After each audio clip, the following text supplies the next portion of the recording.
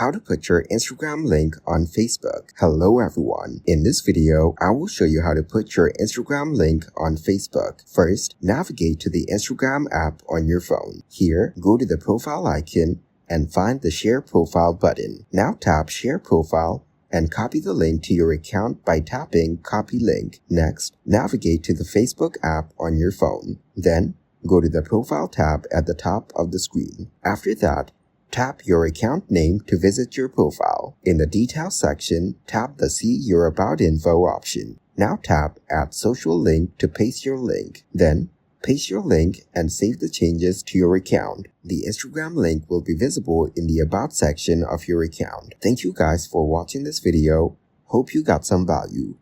Make sure to like the video and subscribe to the channel to get notified of new videos. See you in the next one.